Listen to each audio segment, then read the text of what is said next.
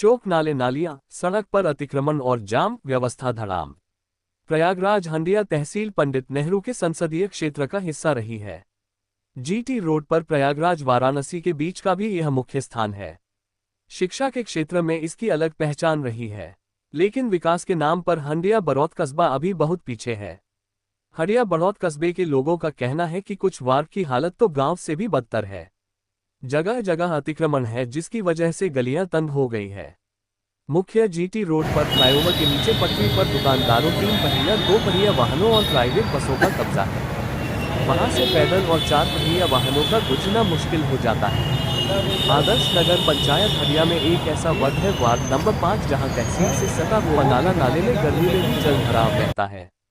बरसात के समय नाले का पानी ऊपर उफान मारकर लोगों के घरों में और तहसीलों अधिवक्ताओं के चेंबर में जाता है, जिसको लेकर आक्रोश व्याप्त है। तो कुछ जगह सूखे जैसे हालात होते हैं। लोगों का कहना है कि देश के प्रथम प्रधानमंत्री के बाद इस विधानसभा से जीतने वाले कई जनप्रतिनिधि प्रदेश की कैबिनेट में शामिल रहे और उनका अपना रसूख रहा, लेकिन खासकर हंडिया कस्बे के लिए किसी ने कुछ नहीं किया।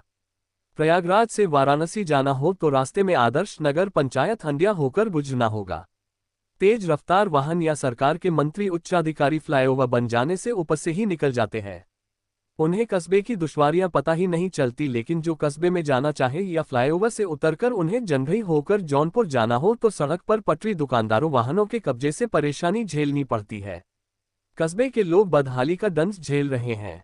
वार्ड नंबर 2 और 5 की हालत गांव से भी बेहतर है। गली की नालियां लोगों ने ही जगह जगह पाटी है, जिसके चलते जल जमाव होता है। वार्ड नंबर 5 में नाला ढका न होने के कारण लोग नालों में कचरा फेंक रहे हैं, जिसके चलते जल जमाव होता है और लोगों के घरों में, तहसीलों में, वकीलों के चेंबरों में बरसात के समय पानी भर जाता है। इसी वार्ड के कुछ हिस्से ऐसे भी हैं जहां पानी की किल्लत है। ऐसे भी कुछ वार्ड हैं जहां जल निकासी की कोई व्यवस्था ही नहीं है। तहसील रोड पर लगी स्ट्रीट लाइट बंद पड़ी रही है। उधर बरौत कस्बे की हालत भी ठीक नहीं है। बाजार में शाम ढलते ही हमेशा अंधेरा छाया रहता है। टैला धोबहा रोड पर अंधेरे के चलते आए दिन दुर्घटना होती है। टैला धोबहा रोड क्षतिग्रस्त सड़कें भी परेशानी का सबक बन गई हैं। बरौत कस्बे में प्राइवेट वाहनों का दोनों पटरियों पर कब्जा रहता। बरौत कस्बे में पटरिया की दोनों तरफ सब्जी विक्रेताओं का कब्जा है।